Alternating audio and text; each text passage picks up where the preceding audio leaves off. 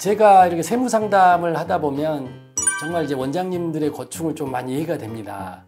아침부터 저녁까지 이 진료 공간에 이제 몸이 매이다 보니까 도움을 많이 받아야 되는데 도움 받을 것은 없고요. 그리고 중간에 또 간호사분들이나 또 이 회사에서 근무하시는 분들이 퇴사를 하게 되면 바로 사람이 구해지는 것도 아니고, 그러다 보면 저희 배우자분들의 도움을 또 받아야 되는 게 현실이고요.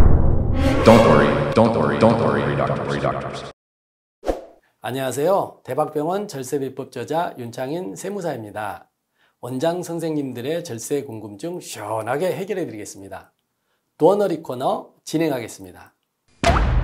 KMA TV 우리 배우자분들의 인건비를 처리를 하셔야 되는데요.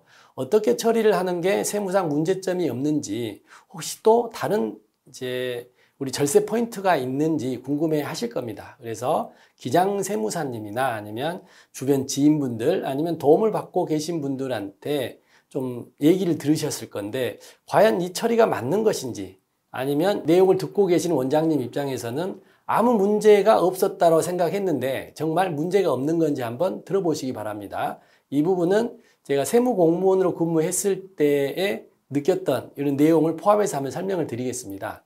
실제 배우자가 근무를 했는지가 가장 중요한 거고요. 둘째는 지급하는 배우자 인건비의 금액입니다.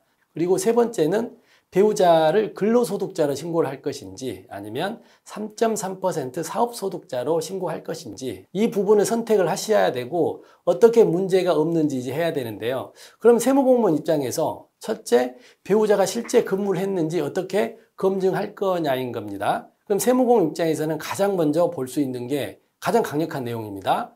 출퇴근 세콤 시스템 있지 않습니까? 만약에 병의원에서 원장님들께서 간호사나 종업원분들의 근태 관리를 위해서 출퇴근 시스템을 두었다라고 하면 종업원들 입장에서는 출근하고 퇴근할 때 다 찍게 되어 있습니다. 그러면 세무공무원은 내용을 이 회사로부터 받아서 확인을 합니다. 배우자가 실제 근무를 했는지 확인할 수가 있고요. 출근하고 퇴근할 때 어떤 교통 편의를 이용했는지입니다. 자가용을 탔는지 지하철을 탔는지. 만약에 대중교통을 이용했다라고 하면 대중교통 사용 내역이 있을 거고요. 자가용을 탔는데 우리 원장님과 같이 출퇴근했다. 표면상으로는 이해할 수는 있으나 실제로는 인정을 하지는 않습니다. 자녀가 있고 얘를 키우는데 출근을 같이 남편과 했다라는 건 어느 정도 있을 수 있는 일이나 일반적인 사회 통념이 아니라고 볼 수가 있기 때문에 그렇고요. 두 번째, 그러면 일을 했다라고 전제했을 때 배우자의 인건비를 어느 수준을 할 거냐라고 봤을 때 세무공무원 입장에서는 배우자가 과거에 어떤 근무를 했는지 정확한 근무 부서까지는 아니지만 그 회사의 업종은 다 확인이 됩니다. 그래서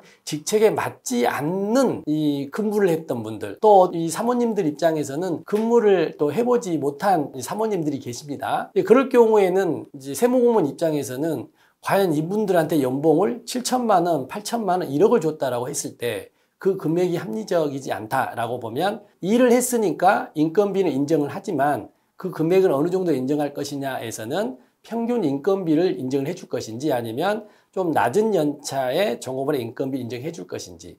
만약에 첫 번째 일을 안 했다라고 하면 전액이 부인이 되는 겁니다. 그리고 세 번째, 근로소득자로 신고할 것인지 아니면 3.3% 사업소득자로 신고할 것인지, 이 부분은 분명히 선택을 해야 됩니다. 원장님 입장에서는 주변의 도움을 받고 기장 세무사님의 조언을 들어서 결과적으로는 둘 중에 하나를 선택을 하게 될 건데요.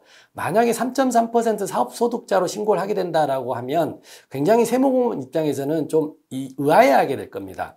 배우자가 사업소득자다라고 하는 거죠.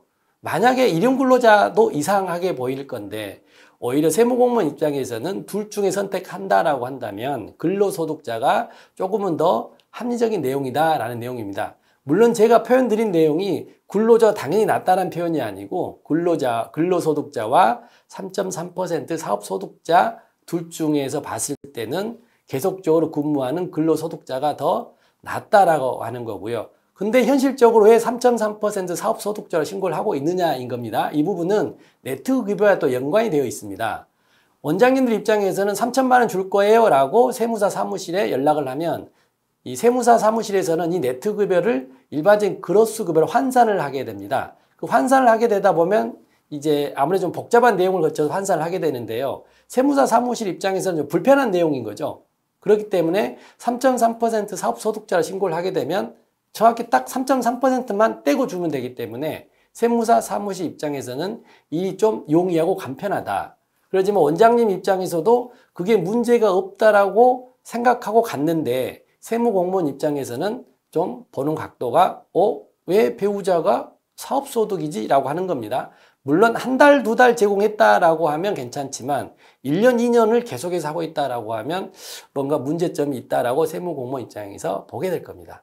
그래서 이런 부분에서 배우자 인건비를 세무 처리하실 때는 원장님 입장에서의 방식도 있지만 현실적으로 세무공무원이 어떻게 일 처리하느냐를 좀 눈여겨보셔야 되기 때문에 첫째, 실제 일을 했는지를 보셔야 되는 거고 둘째, 금액 수준이 합리적인 것인지 보셔야 되고 합리적인 것인지를 판단하실 때는 배우자의 실제 과거에 어떤 일을 하셨는지를 판단을 해보셔야 되고 세 번째, 근로소득자로 신고할 거냐 사업소득자로 신고할 거냐에 있어서는 근로소득자가 일반적인 이 거래 관행에 조금은 더 맞다라고 이해하시면 될 것 같습니다.